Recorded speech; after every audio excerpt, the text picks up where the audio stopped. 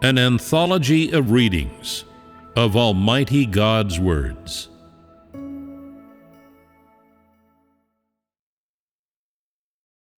God's utterances to the entire universe. The 12th Utterance.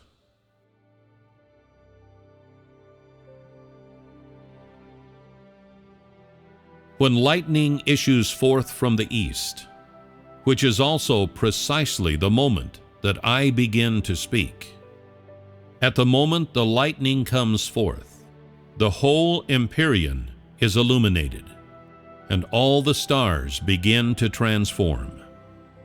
It seems as though the entire human race is subjected to a proper cleaning and sorting out. Under the glow of this shaft of light from the east, all of mankind are revealed in their original form, eyes dazzled, stymied in confusion. Still less are they able to conceal their ugly features. Again, they are like unto animals fleeing from my light for refuge in mountain caves. Yet not one among them can be effaced from within my light. All human beings lie in the grip of terror and alarm. All are waiting. All are watching. With the advent of my light, all rejoice at the day they were born. And likewise, all are cursing the day they were born. Conflicting emotions are impossible to articulate. Tears of self-castigation form rivers, and are borne away on the sweeping torrent, gone without trace in a twinkling.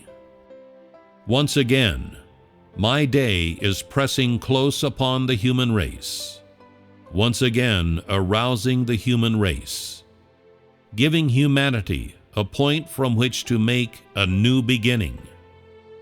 My heart beats, and following the rhythms of my heartbeat, the mountains leap for joy, the waters dance with joy, and the waves, keeping time, beat upon the rocky reefs. It is difficult to express what is in my heart. I want all unclean things to burn up into ashes under my gaze. I want all the sons of disobedience to disappear from before my eyes, never more to linger on in existence. Not only have I made a new beginning in the dwelling place of the great red dragon, I have also embarked on new work in the universe. Soon, the kingdoms of the earth will become my kingdom. Soon, the kingdoms of the earth will forever cease to exist because of my kingdom, because I have already achieved victory, because I have returned triumphant. The great red dragon has exhausted every conceivable means to disrupt my plan, hoping to erase my work on the earth. But can I grow disheartened on account of its deceitful stratagems? Can I be frightened into losing confidence by its threats? There has never been a single being in either heaven or earth that I do not hold in the palm of my hand. How much the more is this true of the great red dragon, this device that serves as a foil to me? Is it not also an object to be manipulated with my hands? At the time of my incarnation in the human world, mankind arrived unwittingly at this day with the help of my guiding hand, came unwittingly to know me. But as for how to walk the path that lies ahead, no one has any inkling. No one is aware, and still less does anyone have a clue as to the direction in which that path will take him. Only with the Almighty watching over him will anyone be able to walk the path to the end. Only guided by the lightning in the east will anyone be able to cross over the threshold leading to my kingdom. Among men, there has never been one who has seen my face, one who has seen the lightning in the east. How much the less, one who has heard the voice emanating from my throne.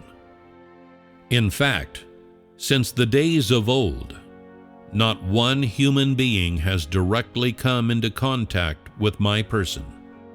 Only today, when I have come into the world, do men have a chance to see me. But even now, men still do not know me, just as they look only upon my face and hear only my voice, but without understanding what I mean. All human beings are like this. Being one of my people, do you not feel deep pride when you see my face? And do you not feel abject shame because you do not know me? I walk among men, and I live among men, for I have become flesh, and I have come into the human world. My aim is not merely to enable humanity to look upon my flesh. More importantly, it is to enable humanity to know me. What is more, I will, through my incarnate flesh, convict humanity of his sins. I will, through my incarnate flesh, vanquish the great red dragon and stamp out its lair. Although the human beings that populate the earth are as numerous as the stars, I know them all as clearly as I see the palm of my own hand. And though the human beings that love me are also as innumerable as the sands of the sea, only a few are chosen by me. Only those that pursue the bright light, who are apart from those who love me. I do not overestimate man, nor do I underestimate him. Rather, I make demands of man according to his natural attributes. And so what I require is the kind of man who sincerely seeks after me. This is in order to attain my goal in choosing men. There are wild beasts without number in the mountains, but they are all as tame as sheep before me. Unfathomable mysteries lie underneath the ocean, but they present themselves to me as clearly as all things upon the face of the earth. In the empyrean above are realms that man can never reach, yet I walk about freely in those inaccessible realms. Man has never recognized me in the light, but has only seen me in the world of darkness. Are you not in exactly the same situation today? It was at the climax of the great red dragon's rampages that I formally put on the flesh to do my work.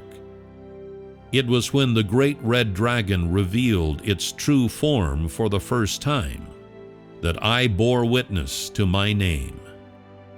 When I walked about on the roads of mankind, not one being, not one person was startled into wakefulness. And so when I was incarnate in the human world, nobody knew it. But when, in my incarnate flesh, I began to take up my work, then humanity awoke, was startled out of his dreams by my thunderous voice, and from this moment commenced upon life under my guidance. Among my people, I have once again started upon new work. Having said that my work on the earth is not finished, this is sufficient to prove that those people of whom I spoke previously are not the ones I had perceived myself as needing. But nevertheless, I am still counting chosen ones among these people. From this it becomes evident that I do this not only to enable my people to know the incarnate God, but also in order to cleanse my people. Due to the severity of my administration, a great majority of people are still in danger of being eliminated by me. Unless you make every effort to deal with yourself, to overcome your own body, unless you do this, you will assuredly become an object that I despise and reject, to be cast down into hell, just as Paul received chastisement directly from my hands, from which there was no escape. Have you perhaps discovered something in my words? As before, it is still my intention to cleanse the church, to continue to purify the people I need, because I am God Himself, who is all holy and immaculate. I will make my temple not just iridescent with the colors of the rainbow, but also spotlessly clean, with an interior to match its exterior. In my presence, you should one and all think back on what you have done in the past, and decide whether you can today resolve to give me perfect satisfaction in my heart. It is not merely that man does not know me in my flesh. Even worse, he has failed to understand his own self that resides in a fleshly body. How many years has it been? And all this time human beings have deceived me, treating me as a guest from outside. How many times have they shut me out from the door to their home? How many times have they, standing before me, paid me no heed? How many times have they renounced me in the midst of other men? How many times have they denied me in front of the devil? And how many times have they attacked me with their bickering mouths? Yet I do not keep account of man's weaknesses, nor do I, on account of his disobedience, ask for a tooth in return for a tooth.